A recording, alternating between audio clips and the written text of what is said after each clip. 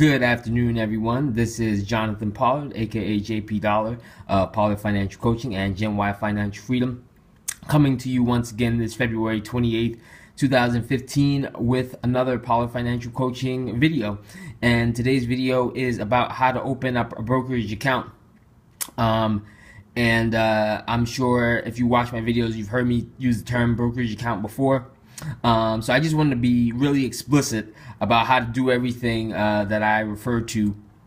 And after I'm done making this video, I'm going to post a link to the document that you see in front of you in the comment section of the video. Right, but before I get into how to fill out this form, I just wanted to specifically state what a brokerage account is. So a brokerage account is just like a bank account, but the only difference is that in addition to holding your cash, like a checking and savings account, it holds securities for you. And securities, or a security, is the fancy or technical term for a stock, a bond, a mutual fund, an index number, any sort of asset that can make you money that's not real estate. All right, so without further ado, let's jump right in. As you can see right in front of you, this is a Scottrade brokerage account application. Now, Scott, I just want to explicitly say, I do not get any commissions or any sort of money for recommending Scottrade. This is just, out of the kindness of my heart that I'm recommending Scottrade, and not even out of the kindness of my heart. I feel like Scottrade is one of the best brokerages out there, especially if you're just getting started out and you don't need a whole lot of bells and whistles to do your investing. Scottrade is one of the best because it has what's called $7 trades, which means in order to buy or sell a stock or a mutual fund, an index fund, a bond, well, I'm not sure about the bond pricing, but with regard to stocks, which is what I want to get you guys into, it costs $7 to buy or sell one, right? So if you own, 2 shares of Apple, it costs you $7 to buy however many shares, of Apple stock that you want to buy, and it costs you $7 when you want to sell after you've hopefully made a profit. They have great customer service, and they have branches all around the United States, right? So if you have a question about something that's going on and you want to speak to an actual human being in person, not just over the phone, you can go into a branch and be serviced. Okay, so you'll notice at the top it says account type.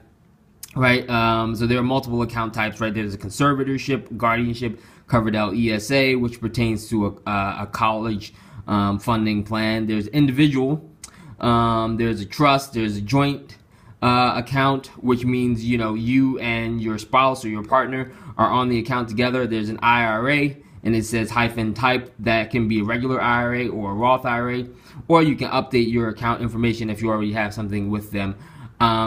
I recommend that everybody have an individual retirement account or an IRA, as it's known colloquially, or a Roth IRA. I've discussed the differences between the two in other videos, so I'm not going to get in that here. And I also recommend that people have an individual brokerage account, and that means it's not a tax-advantaged investment account. And the reason for that is that you don't want to just save up for big expenses. I think a lot of times you need to invest for big expenses because you can reach your goals much more quickly. Granted, it's possible to lose principal or your initial investment, or a portion of your initial investment rather, in the short term. However, a lot of times if you want to save up several tens of thousands of dollars for a home, it's hard to do that just with your regular salary. You need some leverage, and the stock market can provide you with that leverage. All right, so if you're looking for the box to check, I recommend that you be checking either the individual box or the IRA box. But I want you to, I've spoken about Roth IRAs and retirement accounts in other videos. Today we're talking about individual accounts, so check the individual box. Okay. Primary applicant organization information. All of this stuff is fairly self-explanatory. If you're a man, put Mr. If you're if you're married and you're a woman, put Mrs. If you're a woman, just put Miss. If you want to be known as Doctor, check Doctor. Okay, put your email address down, your physical address, your mailing address, your date of birth. The most the easiest number to reach you at. As you can see right here, phone numbers. Put your social security number / tax ID down. They ask you about your investment trading experience. If you're listening to this video and you're going to take the instructions from it, you probably don't have very much investment or trading experience. So I would say that you should be checking the long-term buy and hold investing box. I do not recommend active trading or trading frequently based upon market movement. That's an easy way to start losing money very, very quickly, because even though Scottrade has very low commissions, it's possible to those $7 commissions add up, especially when you're just investing small amounts. Okay. During the past year, how many trades were placed across all of your investment accounts? Answer according to what you've done. Okay, for most of you, it's going to be 0 to 24 trades. And just a side note, you don't need very much money comparatively to start investing with Scottrade. All you need is $500 to get started. Okay, what is the approximate value of all investable assets, excluding real estate, that you currently hold? Stocks, bonds, 401k, cash, etc. Hopefully, you know, it's in the larger range for all of you, but if it's not, that's perfectly fine. We're looking to get you guys there. All right, so for most people, it's going to be, you know, 0 to 24,000 or 25,000 to 49,999. All right, so just check the box that's most applicable to you. Are you a U.S. citizen? It's fairly self-explanatory. Employment, employed, self-employed, unemployed, so on and so forth. Check the applicable box for you. Country of citizenship, check the applicable box. Occupation, employer. If you're unemployed, I would recommend that you not be investing in that. You be focused on primarily getting a job and generating an income, and then you can get back into investing after paying off your debt and generating a solid income. This section right here, affiliations. Are you employed by, affiliated with the securities firm? You know whether or not you work in the financial industry or are affiliated with any sort of securities trading firm or whatnot. Are you a control person, affiliate of a public company as defined by the SEC?